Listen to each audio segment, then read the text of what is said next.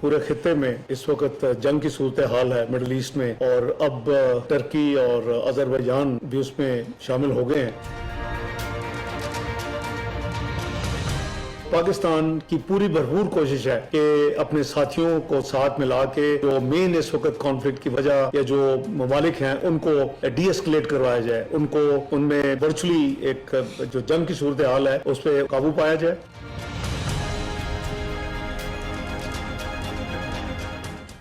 Welcome to Newsland. मैं हूं doctor मारी जुल्फ़िकार खान। मशरिक़ वुस्ता में जारी कशीदगी एक नए और ख़तरनाक मरहले में दाखिल हो चुकी है। ईरान और इजराइल के दरमियान बढ़ती हुई जंग की सूरत हाल न सिर्फ खित्ते बल्कि पूरी दुनिया के लिए तशवीश का बायस बन गई है। आज के प्रोग्राम में हम बात करेंगे इस जंग से जुड़ी ताज़ा पेशरफ्त, आलमी रद्द-ए-अमल और मुमकिना सिफारतकारी के जो इस वक्त सिचुएशन है उस पर। सबसे पहले अगर बात करें तो ईरान के सदर के बयान पर अगर बात करते हैं, उनका ये कहना है, उन्होंने वाज़े अल्फाज में कहा है कि जितना सख्त दबाव ईरान पर डाला जाएगा, रद्द-ए-अमल भी उतना ही सख्त होगा। उनका कहना था कि ईरान किसी दबाव में आने वाला नहीं है और अगर उसकी खुद मुख्तारी या सलामती को ख़तरा हुआ तो भरपूर जवाब दिया जाएगा। दूसरी जानिब आलमी सतह पर भी इस सूरत हाल पर तशवीश का जो है वो इस वक्त सूरत हाल नज़र आ रही है। चीन ने ईरान पर होने वाले हमलों का सख्त जो है वो मुखालफाना जो है वो रद्द-ए-अमल दिया है और ये कहा है कि फ़ौरी तौर पर हमले जो हैं वो रोकना जो है वो बहुत ज़रूरी है। चीनी हुकाम का कहना है कि खित्ते में कशीदगी बढ़ाने के बजाय मुज़ाकरात और सफारतकारी को मौका दिया जाना चाहिए। इसी दौरान ईरान की अहम सियासी शख्सियत अली लारिजानी ने एक बड़ा दावा किया है। उनके मुताबिक इतलात हैं कि इस जंग के दौरान कुछ अमरीकी फ़ौजियों को कैदी बना लिया गया है। अगर ये दावा दुरुस्त साबित होता है तो जो कशीदगी है उसमें मज़ीद इजाफा होने जा रहा है। इधर अमेरिका के सदर डोनाल्ड ट्रंप ने भी इस सूरत हाल पर एक सख्त बयान दिया है। अपने एक बयान में उन्होंने कहा कि जंग के बाद ईरान का नक्शा शायद वैसा नहीं रहेगा जैसा आज नज़र आ रहा है। इस बयान को खित्ते में मुमकिना बड़ी तब्दीलियों के इशारे के तौर पर जो है वो देखा जा रहा है। ताहम इस दौरान ईरान की जानिब से एक निस्बतन नरम पैगाम भी जो है वो सामने आया है। ईरानी सदर ने ऐलान किया है कि ईरान अपने पड़ोसी ममालिक पर हमला नहीं करेगा और खित्ते के ममालिक को इस जंग से दूर रखने की कोशिश की जाएगी। लेकिन सवाल यह है कि क्या वाकई इस जंग का कोई सिफारती हल निकल सकता है? क्या आलमी ताकतें इस बढ़ती हुई कशीदगी को रोकने में कामयाब हो पाएंगी? और सदर ट्रंप के ताज़ा ट्वीट के बाद क्या सूरत हाल मज़ीद तल्ख हो जाएगी? इन्हीं आम सवालात का जवाब ढूंढने की आज कोशिश करेंगे। Former ambassador to Oman doctor Imran Ali साहब हमारे साथ मौजूद हैं। साथ ही साथ हमें जनरल रिटायर्ड जाहिद महमूद साहब ज्वाइन कर रहे हैं और सीनियर जर्नलिस्ट जाहिर शाह शिराजी साहब भी हमारे साथ मौजूद हैं। डॉक्टर साहब, गुफ्तगू का आगाज़ आपसे करते हैं। इस वक्त जो सिचुएशन नज़र आ रही है, जो मकासद, मतलब वैसे तो मकासद कभी कुछ बताए जा रहे हैं, कभी कुछ बताए जा रहे हैं अमेरिका की जानिब से, लेकिन जो मकासद हासिल करना चाह रहे थे वो हासिल करने में फ़िलहाल तो नाकाम नज़र आ रहे हैं। रजीम चेंज तो नहीं हुई, लेकिन रजीम चेंज का जो प्लान बी है उसको भी लगता है कि तश्कील देने की इस वक्त जो है वो कोशिशें हो रही हैं। जो कुर्द फाइटर्स की बात हो रही है, कल भी हम बात कर रहे थे वहाँ से तेहरान से हमें जो सहाफ़ी है उन्होंने ज्वाइन किया। उन्होंने कहा जी यहाँ पे इस वक्त ये है कि क्योंकि जो लॉ एंड ऑर्डर है वो बुरी तरह से मुतासर करने की उसको कोशिश की जा रही है। पुलिस जो थाने हैं उनको डिस्ट्रॉय कर दिया गया है और कोशिश की जा रही है एनआरकी फैलाई जाए और उसके बाद बॉर्डर को गर्म कर दिया जाए ताकि यहाँ पे जो है वो सूरत हाल प्लान बी की तरफ जाए। ये प्लान बी कितना पॉसिबल लगता है आपको? मेरा ख्याल है जी इस वक्त ये बहुत कम पॉसिबल है। ये कागज़ के ऊपर बैठ के तो बड़ा आसान है कि जी उधर से कुर्द ये कर लेंगे, उधर से उधर आ जाएंगे। ये कोई इतना आसान प्लान नहीं है। और मेरा ख्याल है जी अंडरलाइंग जो मकसद था इस अटैक का वो है ईरान की दिफाई डिस्ट्रक्शन। ये बाकी सारी चीज़ें अगर हो जाए, रजीम चेंज या बाकी चीज़ें, वो डिस्ट्रक्शन और ना सिर्फ डिफाइड डिस्ट्रक्शन, जिस तरह जॉन ने आपको बताया होगा, civil infrastructure, policing is civil, electricity, fuel, water, already पानी की शॉर्टेज है, सैंक्शंस इतने साल से बर्दाश्त कर रहे हैं। तो इनका मकसद ईरान की एज अ स्टेट डिस्ट्रक्शन है और ये इजराइल का प्लान है और अमेरिका इज ऑन बोर्ड। तो ये है जी इनका प्लान और बहुत बहुत मुश्किल सूरत हाल है। अच्छा जन साहब, वेलकम टू यू। जो ये बात हो रही है अभी, जो ये प्लान बी की बातें हो रही हैं, ये किस हद तक आपको जो है वो मुमकिन लगता है क्योंकि जैसे डॉक्टर साहब ने भी कहा और मैंने अभी जॉन हुसैन का जिक्र भी किया, तो चीज़ें उस तरफ जा तो रही हैं इन द सेंस कि सिविल इंफ्रास्ट्रक्चर जो है वो आपका डैमेज किया जा रहा है। कल भी वो हमें बता रहे थे कि कई गांव ऐसे हैं जो इस वक्त पानी के बगैर हैं क्योंकि डिसैलिनेशन प्लांट्स को भी जो है वो हिट किया जा रहा है। तो आप क्या देखते हैं कि ये किस हद तक जो है वो पॉसिबल हो सकेगा कि एक तरफ जो है वो आप एनआरकी फैलाएं, उसके बाद आप जो है जो आपका प्लान था कि जी लोग सड़कों पर निकलेंगे और लोग शायद तंग आके जो है वो इनकी मतलब एक्सपेक्टेशन ये है कि लोग तंग आएंगे और निकलेंगे, अब अगर उनको इस तरह जो है वो डैमेज किया जाए और एनआरकी फैलाई जाए। जी thank you very much doctor साहिबा, और एम्बेसडर साहब को मेरा बहुत सलाम। It is always pleasure being with him at the show.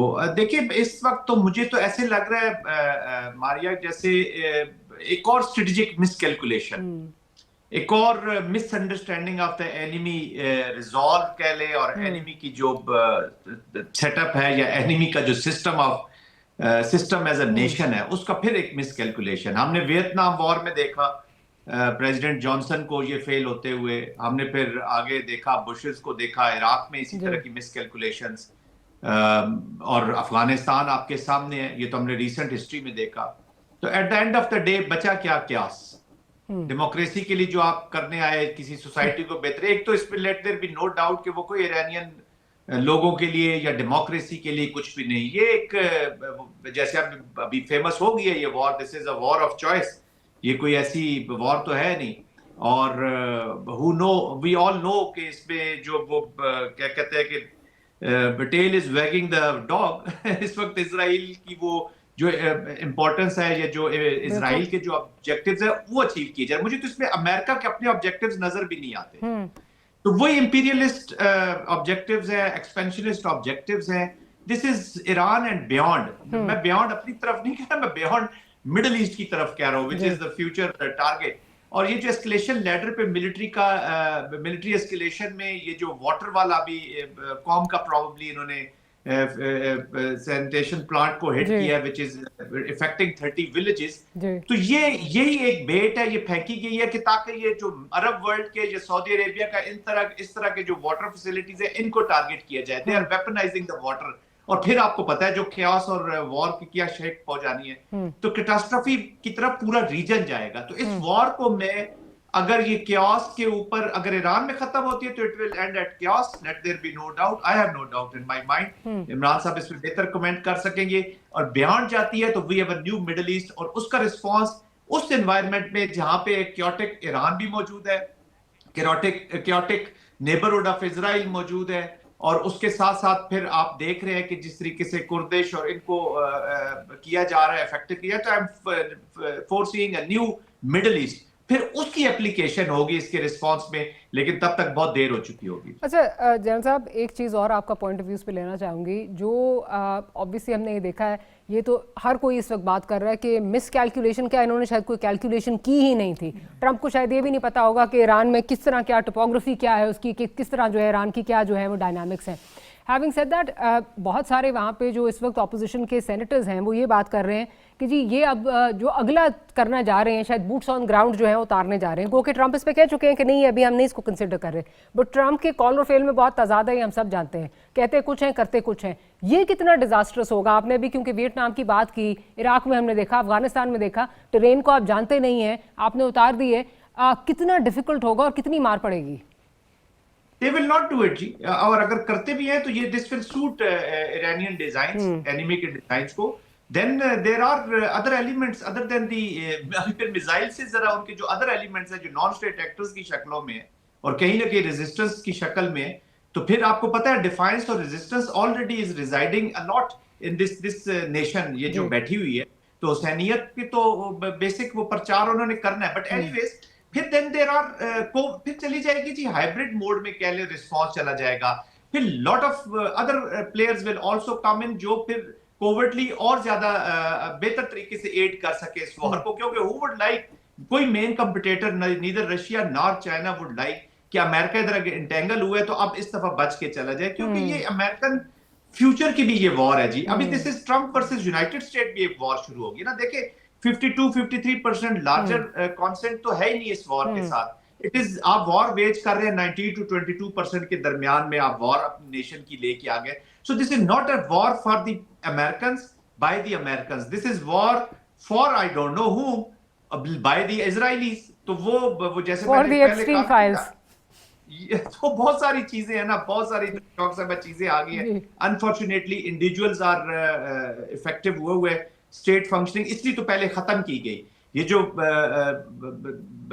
Conflict mitigation के या कॉन्फ्लिक्ट मैनेजमेंट के जितने भी मेन सिस्टम्स हैं या इदारे हैं उनको क्यों अंडरमाइन किया गया, ताकि इंडिविजुअल्स अपनी वॉर को परसू कर सके और ये फिर it will impact the other regions also. और चाइना रशिया उनको एक मौका मिला है चीजें बराबर करने का. नॉर्थ कोरिया से जिस तरह के बयान आ रहे हैं, अगर नॉर्थ कोरिया का प्रेसिडेंट कह सकते हैं जी मैं इनको बैलिस्टिक मिसाइल भी दे सकता हूं, तो वो फिर न्यूक्लियर भी इनको दे सकता है. वो तो कहीं भी जा सकता है. तो न्यूक्लियर किसी भी हद तक जा सकते हैं, उनसे तो कुछ भी आप एक्सपेक्ट कर सकते हैं. Then we have a situation. वो मेरे ख्याल में मीम्स बड़ी इंटरेस्टिंग आजकल बन रही हैं कि वो बेचारा कह रहा है कि मेरे से कोई खेलने नहीं आ रहा, मुझे भी कोई आके जो है मुझे भी कोई छेड़ो आके, मैं तो इंतजार कर रहा हूँ. He is very lonely.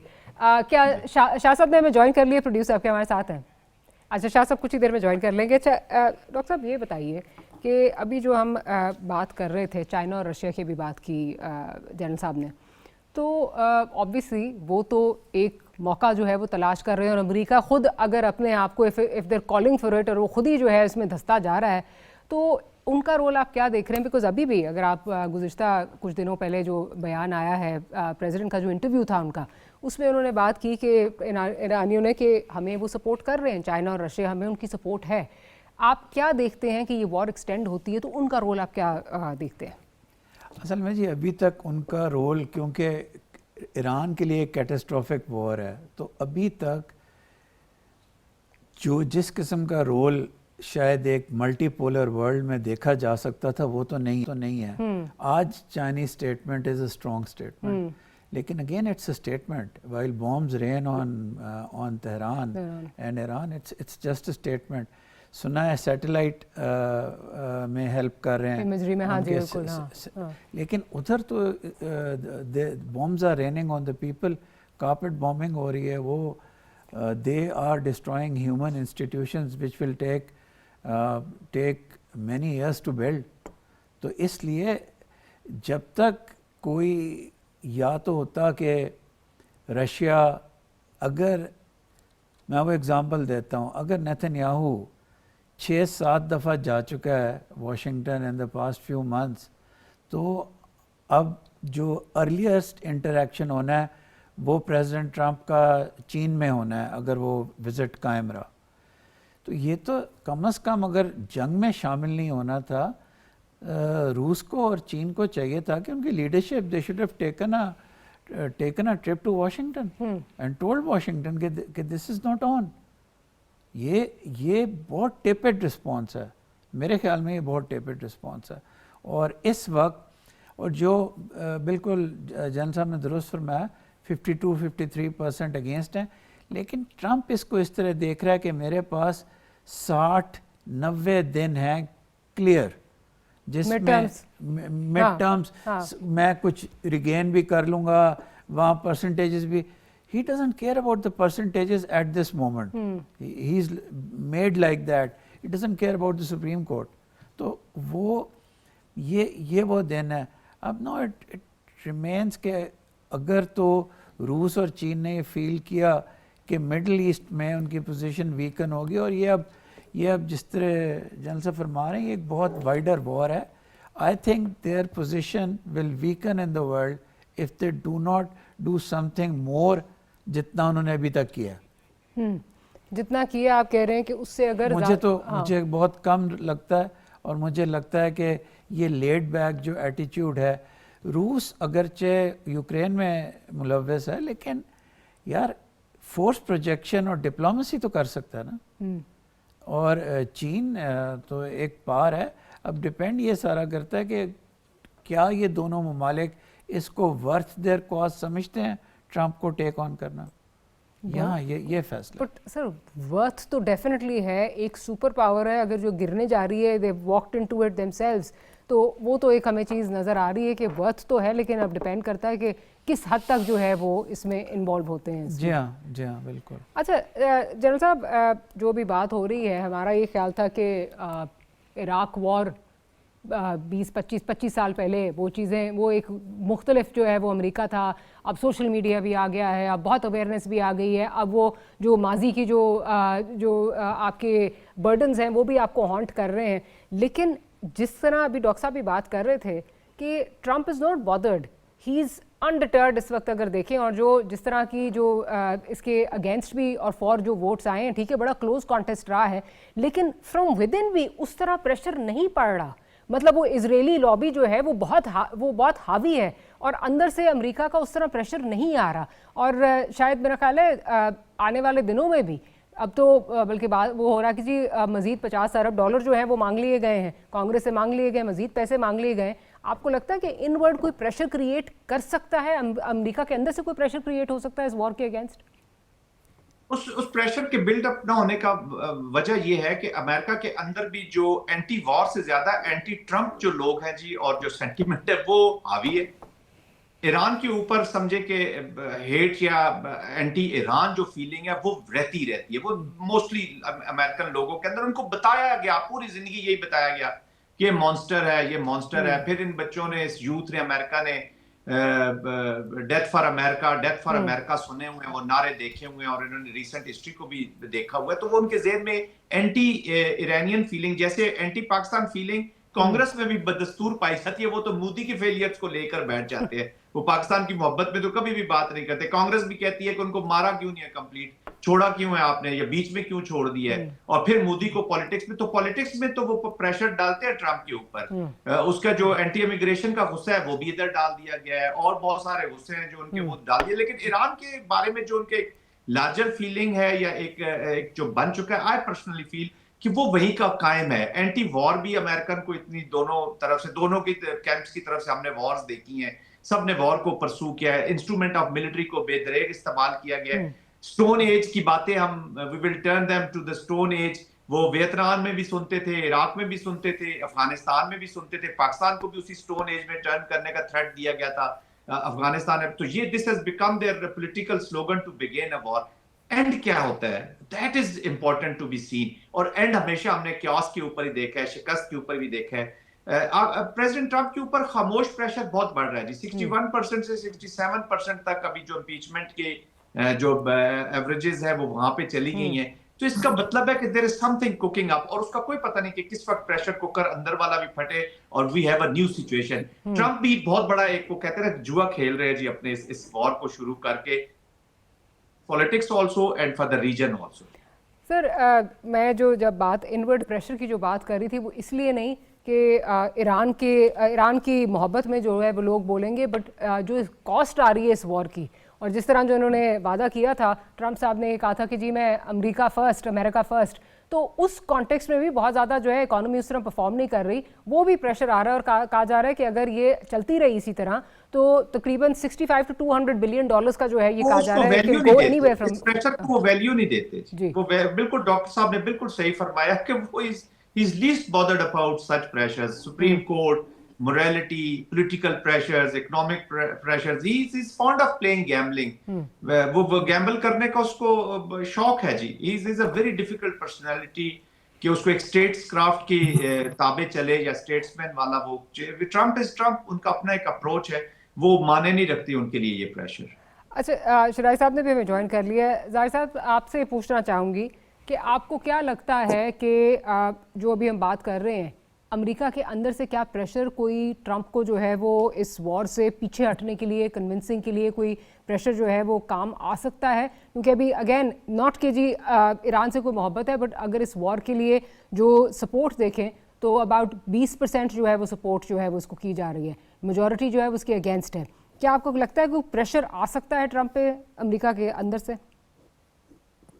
बहुत बहुत शुक्रिया डॉक्टर साहब। जो मैं जनरल साहब की बात सुन रहा था और आपकी डिस्कशन को आगे लेके चलूंगा, मैं ये समझता हूँ कि अंदरूनी प्रेशर अगर ट्रंप पे आता है या नहीं आता, लेकिन एक बात हम जरूर इस बात को एडमिट करेंगे, शायद इससे पहले डिस्कस भी हुई होगी, कि जो अहदाफ थे, क्या ट्रंप ने जो जुआ खेला वो उसको हासिल हुए।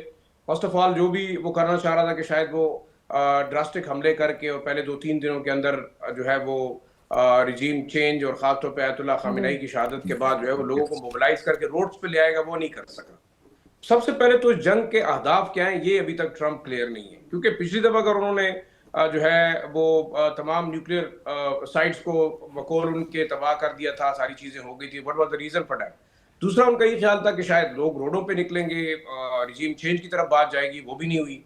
अब इसके बाद उनके अहदाफ क्या है, क्या वो एक प्लान बी की तरफ जा रहे हैं कि वो कुर्दों को या जो अंदरूनी तौर पे जो भी वो मामलात कर सके, लेकिन शायद उधर से भी उनको नाकामी हो रही। मैं समझता हूँ ट्रंप को जितनी ये जंग प्रोलॉन्ग हो रही है और जितना ईरान का रेजिलियंस है, मेरे ख्याल से ये उसके लिए एक बहुत बड़ा आप देख रहे हैं ना कि एक नेगेटिव फैक्टर जा रहा है और इसी वजह से शायद ट्रंप भागेगा। उसकी आपको 2 रीजन मेरे जहन में है।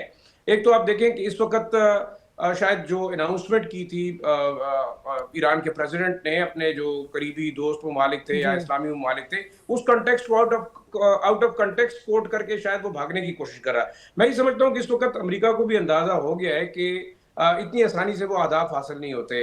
इंटरनली जो प्रेशर बढ़ रहा है कि अमेरिका इसराइल की जंग लड़ रहा है, फौज के अंदर से आवाजें आ रही हैं, रिपब्लिकन अलग बोल रहे हैं, डेमोक्रेट ने अलग एक मामला उठाया हुआ है। मैं ये समझता हूँ अगर फौज के अंदर जिस तरीके से रेजिलियंट मैं समझ रहा हूँ ना कि अपोजिशन आ रही है, वो उसके लिए एक बड़ा नुकसानदेह फैक्टर हो सकता है और इससे शायद वो रिट्रीव करे। लेकिन एक चीज जरूर है कि इस जंग को जिस तरह उनका वॉर सेक्रेटरी जो है वो एक मजहबी जंग बना रहा है, दिस इज वेरी डेंजरस। क्योंकि मेरे ख्याल में जिस तरीके से पिच किया जा रहा है, जिस तरह फौज के अंदर जो कमांडर्स हैं वो कन्वे कर रहे हैं कि अमेरिकन फौज को कि ये वो जंग है जो कि शायद एक वो कहते हैं ना कि डिवाइन जंग है जो कि ट्रंप को हिदायत की गई है कि वो लड़ेगा। तो that is the very dangerous aspect. क्या वो वाकई इस्लाम के खिलाफ जंग करने निकले?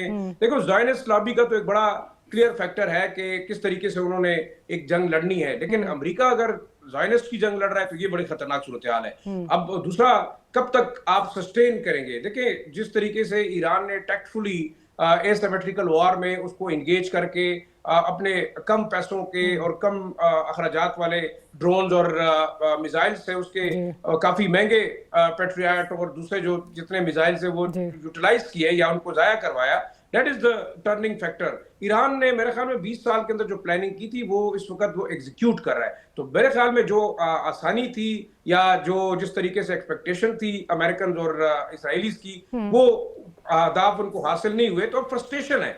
देखिए, अब अगर अरब ममालिक भी फ्रस्ट्रेट हो गए, यूएई का अपने मसाइल हैं, सऊदीज को बिल्कुल हमने थोड़ा सा एस्केप दिलवा दिया हमारे फील्ड मार्शल ने जाके बात करके, लेकिन आप देखें कतर और यूएई के लिए तो कोई रिलीफ नहीं है, लगातार उनके ऊपर बमबारी हो रही है। तो कब तक ये लोग बर्दाश्त करेंगे? और जिस तरीके से ईरान मेरे ख्याल में रॉथशाइल्ड और जो ज़ायनिस्ट लॉबी के जो यहाँ पे इन्वेस्टमेंट है उसको टारगेट कर रहा है, दैट इज आल्सो फैक्टर। कितना बर्दाश्त करेंगे? मेरे ख्याल में ईरान के लिए इस दफा काफी मौका है उसके खिलाफ इजराइल और अमेरिका दोनों को जो है वो फ्रस्ट्रेट करने के लिए, क्योंकि टारगेट्स बहुत है। पिछली दफा ये था कि सिर्फ एक इजराइल टारगेट था, इस दफा आपके पास टारगेट्स बहुत है। और अगर खुदा न खास्ता कोई बड़ा मिस एडवेंचर होता है, रशिया और China they come with some more logistic support, तो मेरे ख्याल में मुश्किलात हो सकती हैं अमेरिका के लिए बहुत। अच्छा, जैन साहब आपकी तरफ आती हूँ। फेस सेविंग की अगर बात की जाए इस वक्त अगर दोनों साइडों के लिए, तो अभी जैसे बात हो रही थी कि ज़ाहिर शाह साहब बात कर रहे थे कि इस वक्त बड़ा अच्छा मौका है कि इस दफ़ा अहदाफ जो हैं वो बहुत ज़्यादा हैं, but having said that leadership इतनी हाई लेवल की उनकी जो है, उनको एक बहुत बड़ा डेंट जो है वो पड़ा है। ईरान क्या कर सकता है जो उसके लिए जो है वो फेस सेविंग हो? किस किस्म की जो है वो क्या वो अचीव करेगा जो अपनी पब्लिक को दिखा सके कि जी ठीक है, हमें बहुत ज़्यादा जो है वो हमने डिस्ट्रक्शन जो है वो फेस किया, हमारी लीडरशिप चली गई, लेकिन हमने ये कर लिया to avenge one to America के लिए इस वक्त फेस सेविंग जो अभी जैसे जो बात हो रही थी डोनाल्ड ट्रंप की, जो ट्रूथ सोशल पे जो बयान आया है इन रिस्पॉन्स टू जो प्रेसिडेंट ऑफ ईरान ने बात की है कि जी डर गए हैं, इनका सब कुछ ख़त्म हो गया है, क्या इसको एज अ विन जो है वो लेके कि जी लीडरशिप हमने ख़त्म कर दी है, वहाँ पे एक डिक्टेटोरियल लीडरशिप थी, हमने ख़त्म कर दी और अब हम निकल रहे हैं, could that be an exit strategy for them as well? दोनों साइडों के लिए क्या आप एग्जिट स्ट्रैटेजी देखते हैं? डॉक्टर साहब, as far as Iran is concern, अगर तो ईरान अपनी टेरिटोरियल इंटेग्रिटी मेंटेन रखता है और अपनी सॉवरेनिटी को मेंटेन रखता है, और बेशक जितना मर्जी उनको नुकसान हो जाए, अगर इसकी ये दोनों चीजें मेंटेन रह जाती है और उनका आइडियोलॉजिकल क्रिटिकल मिलिट्री जो सेंटर ऑफ ग्रेविटी है, system which is already prevailing, तो ये उनके लिए बहुत बड़ी विक्ट्री है ईरान के लिए जी। इट्स अ ह्यूज, वो तो इसी पे बिल्ड कर जाएंगे जी कि हमने सर्वाइव किया है, मुश्किल टाइम से निकले और हम आगे इसको लेकर चले जाएंगे। और उनका इस वक्त मकसद भी यही है कि ये हम अगर इसको मेंटेन कर दें, they are prepared for the losses, लेकिन अगर वो ये दोनों चीजें मेंटेन रखते हैं तो इनकी विक्ट्री है। देखिए अमेरिका का जहां तक ताल्लुक है, मैंने आपको मिसालें दी हैं, वियतनाम, इराक, अफगानिस्तान, ये हमारे सामने पड़ा हुआ है। वो क्योटिक रीजन छोड़ के जाते हैं, वो कुछ भी they will try to have a superior media manoeuvre, और किसी को भी नोशन ऑफ विक्ट्री देख के वो सारी ऑप्शंस खुली रखते हैं। बूट्स ऑन ग्राउंड की भी बात हो रही है, वो पहले न्यूक्लियर, आपको याद होगा कि हमने जी तबाह बर्बाद कर दिया है और ऑब्लिटरेट कर दिया, और अभी कुछ भी नहीं बचा, फिर वो निकल आता है। और ये किसी के ऊपर भी, अच्छा रिजीम चेंज करनी थी जी, उसको अली अली अली जो आयतुल्ला खुमैनी है, उनका वो डिक्लेयर कर सकते हैं कि जी उनकी शहादत को कह सकते हैं कि जी ही वाज इनफिडल, हमने उस इंडिविजुअल को, ही वाज द रीजन, सही जी, तो वो उसको हमने चेंज कर दिया, वो दूसरा आ गया, दूसरे को भी मारेंगे, तीसरे पे कंप्रोमाइज कर लेंगे, नेगोशिएशंस में डाल देंगे, फिर दूसरे देखे ना, they have the leverage in the middle east में से वो स्क्रैम्बल कर सकते हैं डिप्लोमेसी को कि जी ठीक है आप बातचीत करें। जो ही मिडल ईस्ट की नेगोशिएशंस, डिप्लोमेटिक मनूवर, थोड़ी सी एंटी वॉर होती जाएगी, तो that may suit United states, वो उनको भी कह सकते हैं, उनके अपने पार्टनर्स हैं उधर, वहां से। इंपॉर्टेंट चीज है हाउ इजराइल मनूवर जी, उसको देख रहे हैं कि वो कहां पे एंड करना चाहता है। अगर वो एक्सपेंशनिस्ट डिजाइन है ग्रेटर इजराइल की जो हम बात कर रहे हैं, and as I said earlier कि it is little beyond Iran, अगर ये सक्सेस इनको मिलती जाती है, ये रुकने वाली नहीं है, तो फिर इजराइल कहां पे उसको रोकने की कोशिश करे, क्योंकि देयर आर सर्टेन प्रेशर्स, जो हम बार बार कहते हैं ना कि tail is wagging the dog, there are certain pressures कि जो इजराइल ने अमेरिका को, अब वो एप्स्टीन्स भी हो सकती हैं और भी चीज हो सकती है, मैं उन चीजों में इसलिए नहीं जाना चाहता कि मेरे पास इंफॉर्मेशन नहीं है जी, टू बी वेरी ऑनेस्ट, जब तक वो नहीं हो I don't argue on that. तो वो चीजें विल आल्सो डिक्टेट कि ये वॉर किस तरफ जाएगी। बट फॉर अमेरिकन क्यास के अंदर से भी वो नोशन ऑफ, देखे ना अभी अफगानिस्तान पे जो उन्होंने नोशन ऑफ विक्ट्री लिखा, नो नॉट पॉलिटिकल ऑब्जेक्टिव नहीं हासिल किया, डिप्लोमेटिक नहीं किया, मिलिट्री नहीं किया, तालिबान की रिजीम चेंज करना चाहते थे, तालिबान वापस आ रहे हैं, 4 साल आप उनके साथ नेगोशिएशंस भी करते रहे।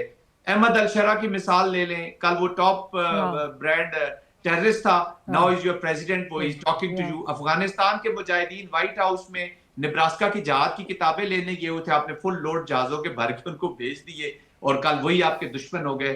अमेरिका के लिए मोरालिटी, स्टेट्सक्राफ्ट, ये चीजें, दिस इज ये, और that too with president Trump, कोई इतना मान ही नहीं रखती, तो ये किसी को भी नोशन ऑफ विक्ट्री क्राफ्ट कर लेंगे, बट अमेरिकन पब्लिक इस दफा इस विक्ट्री को एक्सेप्ट नहीं करेगी, जिस तरीके की वहां से पल्स आ रही है, और ना वो इंटरेस्टेड थे इस वॉर से, वो तो खुश थे कि एंटी वॉर था, कुछ परसेंटेज ने उसको वोट भी दी कि ये स्टेबिलिटी ले आएगा, why Americans are fighting this Israeli war, ये बातचीत भी वहां पे शुरू हो गई है। I think people have had enough, वो अपनी तरफ तवज्जो देना चाहते हैं कि हमारे लिए जो इसने प्रोमिसेस किए हैं वो किधर गया, असल पैसा तो सारा फिर वॉर उधर ही लग जाएगा, अपने मिलिट्री कॉम्प्लेक्स को चलाने के लिए। You create war to sell, और अभी खुद भी स्टॉक फाइल्स के इश्यूज आ रहे हैं, साउथ कोरिया से आपने राब्ते कर लिए, आप चीजें वहां से मंगवानी शुरू हो गए, तो देयर इज अ मिलिट्री जो पिक्चर है वो भी काफी चेंज हो रही है दुनिया में जी। डॉक्टर साहब, आप क्या समझते हैं कि दोनों साइडों के लिए क्या चीज़ें होंगी that will be considered as wins, कि अच्छा अपनी पब्लिक को दिखाने के लिए किस तरह आप क्या समझते हैं? अमेरिका तो जिस तरह अभी डिस्कस किया गया जी, वो तो कहेगा कि मार दिया हमने मार दिया, we have reduced them to rubble ही कह देगा, रबल ही कह देगा, ट्रम्प है ना, हाँ जी ट्रम्प है, और now I want to give diplomacy a chance, and इस तरह की कोई बात करेगा। ईरान के लिए डिफ़िकल्ट है। ईरान असल में बात ये जी कि यूएस शायद इससे कोई 1 डिग्री ज़्यादा चाहे, वो लाइक कोई और ऐसी एक सॉलिड चीज़ मेरा ख्याल है अपनी पब्लिक को दे दे, तो इट माइट टर्न बैक, और it might get an exit strategy. इस पे शायद क्रिटिसिज्म इतनी हुई है कि एकदम शायद लोग ना माने, एक्सपर्ट्स ना माने, और बाकी लोग ना माने। Iran territorial sovereignty, Iran it's ideological leadership जिस तरह फरमाया, अब देखना ये भी है कि who is in control of Iran right now. if it's Ali Larijani, he's a far-sighted man, he knows what it takes. Maybe वो एक moderate अपनी stance moderate करके he might be able to negotiate. लेकिन जो मुझे डर है वो ये है कि इज़राइल का जो इन्फ्लुएंस अमेरिका के ऊपर है वो वाकई उनको रबल में कन्वर्ट करवाना चाहता है इन रियल सेंस। इज़राइल के ईरान के लिए क्या इस वक्त ये भी बहुत ज़रूरी है कि अगर अमेरिका को हिट करना है उस तरह तो हिट नहीं कर पा रहे, लेकिन जिस तरह मिडल ईस्ट में जो हंगामा मचा हुआ है और बिलखुसूस जो मैं इज़राइल से वीडियोस देख रही हूँ, आई एम सॉरी मैं कोई प्रो वॉर नहीं हूँ, लेकिन अब जिस तरह रोने निकल रहे हैं वहाँ से और जिस तरह जो है चीखें निकल रही हैं, तो आई थिंक ईरान के लिए ये भी एक अगर उन्होंने if they want to achieve victory तो ये भी होगा कि इज़राइल को हिट करें। जी हिट भी करें और वो ये भी कहेंगे कि हमने हिट किया है, we have taken the war to the Israelis, और इस पे बात करके निकल सकते हैं। क्या अमेरिका को और वेस्ट को लारेजानी और जो भी नया सिलेक्ट होगा आयतुल्ला साहब जो भी इलेक्ट होंगे वो अगर कबूल हैं, क्योंकि फिर मसला ये आ जाएगा, पीपल विल से अच्छा you went in, you have the same face, लेकिन for Trump if he wants to get out he can get out in the night. एक उसने प्रेस रिलीज अच्छी सी तैयार करनी है, ट्रुथ सोशल पे आना है, एक ऐलान कर देना है।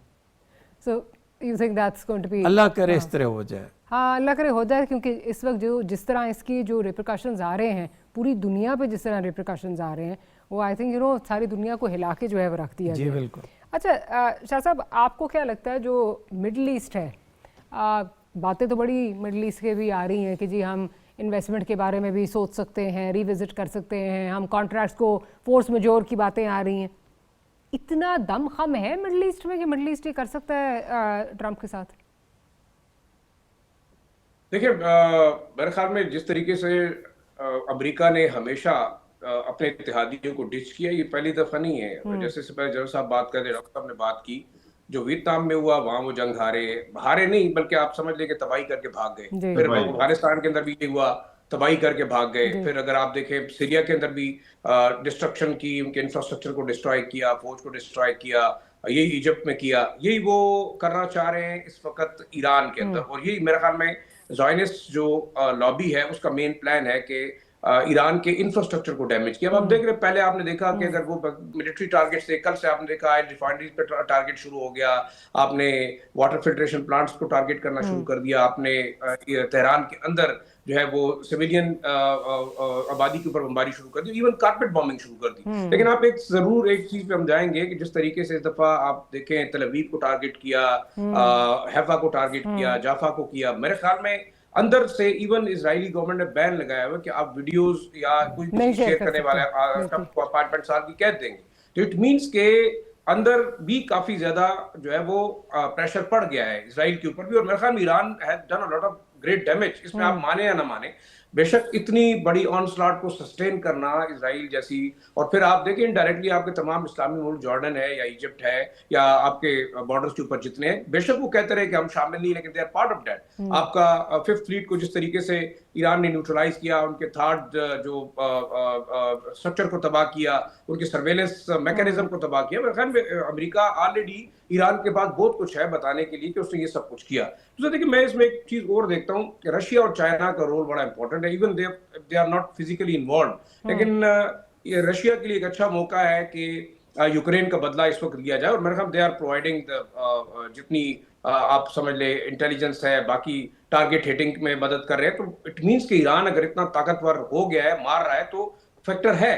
चाइना भी देख रहा है, क्योंकि अल्टीमेटली ये एक मसल एक्सरसाइज है for the Americans to go against Chinese. और चाइना अगला 4-5 साल या 8 साल बाद देखते हैं कि क्या होता है, कि उसको किस तरीके से टैकल करते हैं। तो the game is not very simple. अब मैं ये समझता हूँ कि इस वक्त पाकिस्तान, तुर्की और सऊदी अरेबिया का रोल बड़ा इंपॉर्टेंट है इस वक्त। शायद this can be a prediction, लेकिन ट्रंप साहब को ये तीन हुकूमतें भी बड़ा रिलीफ दे सकती हैं in terms of getting out of this war. क्योंकि देखिए ईरान के साथ भी हमारे ताल्लुकात बेहतर है, जिस तरीके से फील्ड मार्शल साहब ने दोनों से बात की, सऊदी अरब और ईरान से, then the temperature was tamed down. नहीं तो आप इस वक्त देखते तमाम मिडिल ईस्टर्न ममालिक, चाहे सऊदी अरब है, यूएई है, कतर है, कोई जंग में शामिल हो चुके थे। That is the strategy which Netanyahu इस्तेमाल करना चाह रहा है। लेकिन आगे ये देखते हैं, मेरे ख्याल में स्केप दोनों को चाहिए इस वक्त। देखिए ईरान ने बहुत ज्यादा डैमेज बिल्कुल इंफ्रास्ट्रक्चर का हुआ है, उसके फाइनेंशियल लॉसेज हुए। Same is the case with Israel and America.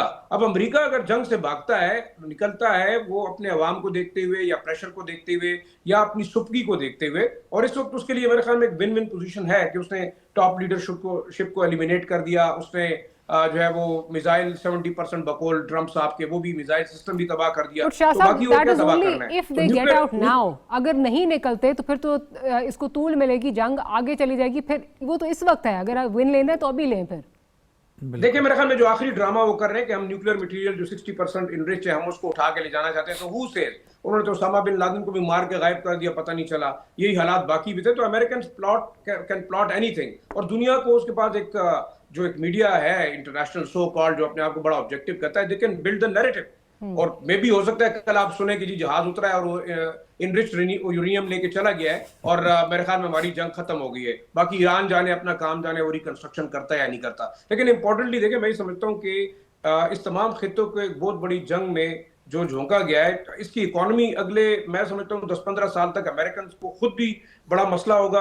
बेशक वो लूटते रहेंगे मिडिल ईस्ट को, या कहीं और से जाके वो उनके रिसोर्सेज लूट लेंगे, लेकिन जिस वक्त यूएई, कतर और सऊदी अरब को जो लॉसेज हुए हैं इन टर्म्स ऑफ जो यहाँ पे ज़ायनिस्ट लॉबी की इन्वेस्टमेंट है, वो लोग भागे हैं, जो यहाँ पे टूरिज्म था वो खत्म हुआ, आपकी इंडस्ट्री पूरी बैठ गई। फिर अगर आप ऑयल स्ट्रक्चर को देखें, अगर स्टेट ऑफ हॉर्मस कंटिन्यूसली बंद होती है, या आप तकरीबन 15 दिन बाद भी एक ड्रोन मार दें, तो क्या होगा? मेरे ख्याल में एक फेयर तो रहेगा। तो ये फेयर फैक्टर भी बड़ा इंपॉर्टेंट है। मेरे ख्याल में इस वक्त इसराइल ने एक तीर से कई शिकार किए हैं। उसने तमाम मिडिल ईस्ट को जो है वो वोलेटाइल भी कर दिया है, उसको इनसिक्योर भी कर दिया है, और एक लिहाज से उसने अपना बदला भी ईरान से ले लिया कि because they were thinking Iran is the only threat. मैं ये समझता हूँ अमेरिकन शायद अगले एक हफ्ते तक, दिस माय प्रेडिक्शन, कोशिश करेंगे कि उनको कोई एक कुशन मिले, चाहे वो पाकिस्तान दिलवाता है, सऊदी अरब दिलवाता है, या तुर्की दिलवाता है, या मे बी ट्रम्प साहब खुद रात को उठते हैं, उनको कोई अल्हाम होता है और सुबह वो कहेंगे जी जंग हम जीत गए, हम निकल गए। लेकिन आखिरी जो चीज करेंगे, may be this uranium investment वाला ड्रामा के ये हमने सिक्योर करके साथ ले गए और बस ईरान के पास तो कुछ नहीं रहा। तो that can be the last option के अमेरिका यहाँ से निकले। लेकिन देन व्हाट अबाउट इजराइल? क्या इसराइल को टैकल करने के लिए आपके कमजोर इस्लामी ममालिक के पास कोई चीज है कि नहीं? मेरे ख्याल में ये एक बड़ा सवाल है, क्योंकि उसके एक्सपेंशनिस्ट डिजाइन जब तक नेतन्याहू है, या उसकी एक जो एक्सट्रीमिस्ट ज़ायनिस्ट जो कैबिनेट है, दैट विल गो ऑन। तो आप इसको कैसे काउंटर करेंगे? मैं आखिरी चीज कहना चाहूंगा कि इस वक्त की जंग इजराइल और ईरान की नहीं रही। आप देखें जो ज़ायनिस्ट लॉबी आपके क्रिश्चियन कम्युनिटी के अंदर भी या ज्यूइश कम्युनिटी के अंदर भी, they are considering it a war against Islam. So that is very important, क्योंकि ये बड़ा खतरनाक है। एक चीज आखिरी हुई है कि आयतुल्लाह खामेनी साहब की शहादत से एक चीज है, जो सेक्टेरियन डिवाइड था तमाम दुनिया के अंदर, the people have now started thinking कि जो मसलकी इख्तिलाफ उनके अंदर इंटेंशनली पैदा किया गया था, उसकी वजह क्या थी? That was the reason. That's a blessing in disguise. अगर ये वाकई जो है इसका इदराक दुनिया में हो जाता है, जो ये सेक्टेरियन स्ट्राइफ जो है, इससे हमें अगर हम उसमें कोई कमी आती है तो that will B a blessing in disguise. But general साहब, अभी ज़ाहिर साहब ने बात की कि जी ये जो कमज़ोर इस्लामी ममालिक हैं, इनका क्या जो है वो किस तरह ये रिएक्ट करते हैं। आपको लगता है कि जो इनके टाइज़ हैं, whether it's with the United states, Abraham accords हैं, इजराइल के साथ जो उनके ताल्लुकात हैं, क्या आपको लगता है कि वो रीविजिट होंगे? और मोर सो जब 12 दिन की ये जंग हुई थी पिछली दफ़ा, तो उसमें से हमारे लिए कुछ अपॉर्चुनिटीज़ निकली थी, because you know middle east started looking towards Pakistan, Saudi Arabia का जो, आपको लगता है कि कोई अपॉर्चुनिटी निकल सकती है पाकिस्तान के लिए, और क्या ये रीविजिट हो सकते हैं जो चीज़ें हैं, रिलेशनशिप है?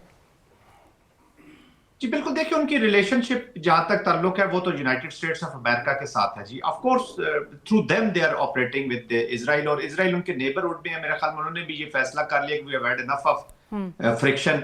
लेकिन वो जो इजराइल की वो जो बदनीयती है, या जो उसका एक्सपेंशनिस्ट डिजाइन है, उसको तो वो जानते हुए वो कहते हैं ना कि आंखें बंद करने वाली बात है। जिस तरह अभी शिराजी साहब भी इशारा कर रहे थे कि वो थ्रेट तो इनके ऊपर रहेगी, और जिस तरीके से हैशटैग वगैरह ने अभी जो इसकी बिब्लिकल फ्रेमिंग की है, या इसको इसका मतलब है कि ये थॉट वहां पे रिलीजियस लाइंस के ऊपर भी पाई जाती है। और दिस इज, और ये जो मोदी साहब का भी जो विजिट हुआ वहां पे, ये हिंदू जायनिज्म और जूइश जायनिज्म का, तो दिस मस्ट बी अगेंस्ट इस्लाम। लेकिन अनफॉर्चुनेटली हम इस्लामिक कंट्रीज ये चीजें तो कर रहे हैं, लेकिन जो मिडिल ईस्टर्न कंट्रीज हैं वो मोस्टली वो रिलीजियस उससे निकल के, it is all the interest, वो सबके ही ऐसा ही है जी। वो पाकिस्तान जैसा मुल्क तो शायद इमोशनल होके हमने एक दो चीज, मैं ये नहीं कहता कि वो हमारी बेसिक फाउंडेशन है Islam, we are the defenders of ला इलाहा इल्लल्लाह मोहम्मद रसूलुल्लाह, लेकिन हमने उसमें नुकसान भी बहुत उठाया। वो अपने अंदर आपने एक ताकत और एक सलाहियत और एक वक्त होता है जो आपने पैदा करके और उस वक्त पे आपने स्ट्राइक करना होता है। नारों से तो जंगे नहीं लड़ी जाती जी, इमोशन से तो जंगे नहीं लड़ी जाती। These are the hard realities. Interest को वो गार्ड करते हैं। Yes there can be reset, लेकिन थिंकिंग आ गई है। पाकिस्तान और सऊदी अरेबिया का भी ठीक है, उसको फॉर्मलाइज किया, बड़ा पुराना ताल्लुक था, लेकिन ये उसका बड़ा कैटलिस्ट रोल था जो कतर के अंदर इजराइल ने अटैक किया था। कतर भी अभी इससे जुड़ना चाह रहा था, इजिप्ट जुड़ना चाह रहा है, तुर्किया जुड़ रहा है। तो ये जो अपनी ऑटोनॉमी है ना जी, स्ट्रेटेजिक ऑटोनॉमी, वो आ रही है, वो लोग सोच रहे हैं, और इसके वार के बाद तो बहुत आ जाएगी। वो जो एक मिथ थी ना, ईरान ने इन कंट्रीज को एंगेज करके एक तो ये बता दिया कि अगर आप अमेरिका को सपोर्ट करेंगे तो फिर जो नफरतें मेरे खिलाफ आपके अंदर पैदा की हुई है वो फिर कहीं ना कहीं उन बेसिस पे तो जरूर मैं शो करूंगा, लेकिन मैं उसको एड्रेस कर सकता हूँ। Over a period of time आपने देखा पिछले 2-2.5 सालों में, और पाकिस्तान हैज प्लेड अ की रोल इन दैट, कि सऊदी अरेबिया, ईरान, कतर, ये चीजें थोड़े से एनवायरनमेंट बेहतर हो रही थी, रिलेशनशिप बेहतर हो रहे थे, जो इजराइल को पसंद नहीं आ रहा था। तो आई डोंट थिंक सो कि, और ये सऊदी अरेबिया वगैरह भी अभी और कॉशियस हो जाएगी। इब्राहिम अकॉर्ड का तो सत्यानाश हो गया, टू बी वेरी ऑनेस्ट। इस वॉर के बाद अगर कोई इस्लामिक कंट्री या कोई इस तरह इब्राहिम अकॉर्ड को, क्योंकि ये सारी तबाही, इस गड़बड़ का जो महवर है या जो मरकजी किरदार है वो नेतन्याहू साहब का है। अपनी सियासत के लिए अपनी जूइश ज़ायनिज्म को लेकर आगे बढ़े हैं, अपनी बहुत सारी चीजें। तो ये जात, इसलिए तो कहते हैं ना कि ये वॉर ऑफ चॉइस चल रही है, ये इंडिविजुअल्स की वॉर चल रही है। तो उसकी वजह से अब इब्राहिम अकॉर्ड और जरा वीक हुआ है, उसको स्ट्रेंथ नहीं मिलने वाली, जो भी आउटकम हो इस वॉर की। सही। अच्छा डॉक्टर साहब, I'll pose the same question to you. जो इब्राहिम अकॉर्ड्स हैं, बिकॉज ऑब्वियसली अभी ये था कि जी ट्रंप साहब की बड़ी दरीना ख्वाहिश थी कि जी आगे जाके जो है वो यहाँ और मुल्क इसके साथ जो है वो मुंसलिक होंगे, और उसके बाद जो बात हो रही है रीविजिटेशन अपने, क्योंकि अमेरिका को समझा जाता था ये हमें डिफेंड करेगा। अब तो जब कतर पे हुआ उस वक्त भी जो है बहुत शोर हंगामा मचा, आपको याद है। अब इस टाइम पे भी इवन यूएई से जो है, अभी आपने देखा होगा यूएई के जो बिलियनियर हैं, who is considered very close to the royal family, उन्होंने खत लिखा है ट्रंप को कि तुम्हें इजाज़त किसने दी कि तुम ये इस तरह जो है ये कर सको। So having said that, do you see a reset in relations, revisitation? बहुत मुश्किल है जी, बहुत मुश्किल है, क्योंकि all said and done they still think of the US as guarantors of their positions. अभी तक दुनिया इसको यूनिपोलर जाग नहीं रहे क्या? यंगर जनरेशन जाग रही है। ओमानी बच्चों के मुझे टेक्स्ट आए हैं कि जी ये क्या हो रहा है इस तरह। The younger generation has woken up, और पैलेस्टाइन के लिए भी पॉपुलेशन में सिंपैथी है, लेकिन उसका ट्रांसलेट होना इनटू स्टेट पॉलिसी ऊपर तक वो इट्स अ ट्रिकी क्वेश्चन। हो भी सकता है जी, हो भी सकता है। This affords an opportunity to them. अभी बिल्कुल जिक्र हुआ था, पाकिस्तान, टर्की, सऊदी अरेबिया बहुत सेंट्रल हैं, even more than UAE. These 3 states are very central, and it won't be a bad idea कि ये तीनों मुल्क, क्योंकि पाकिस्तान +7 ने तो ख़त लिखना नहीं। Pakistan, Turkey, Saudi Arabia, they should go to the US. And they should ask the US, maybe behind the scenes, कि सर this is not हम going आपको फेस anywhere. सेविंग लेके देते हैं, आपको फेस सेविंग लेके देते हैं। और आपने बिल्कुल सही कहा कि अगर किसी इज्जत के साथ निकलना है तो ये अगला हफ्ता है, इसके बाद तो it will become dirtier, messier. I hope Trump realises, insanity prevails. कोई उसको समझाने वाला हो। ट्रंप जैसी पर्सनालिटीज़ का डॉक्टर साहब मसला ये होता है कि उनके सामने कल मैं हक बोलने वाला भी कोई नहीं होता। मेगैलोमैनियक्स है ना। हाँ जी। और ऊपर से जो अब वहाँ पे जादू टूना सारा जो शुरू हुआ है, वो तो ऐसे है कि जैसे बस अभी कोई जो है हमें वही नाजिल हो रही है और हमें समझ आ गई है कि बस हम तो जीतने वाले हैं जंग। वो पुराने ज़माने में नहीं करते थे जी, रात को जमा होके कि रूह आने वाली है, रूह आने वाली है, रूहें बुला रहा है ट्रंप बैठ के, और उस पर हो रही है इन्हिसार, सारा अपना विक्ट्री का इन्हिसार उस पर है। खैर, लेट्स जस्ट होप कि सैनिटी प्रिवेल्स, और जल्दी सैनिटी जो है वो प्रिवेल कर जाए। डॉक्टर साहब आपका बहुत शुक्रिया, जनरल साहब और शाह साहब, thank you for making time for the programme.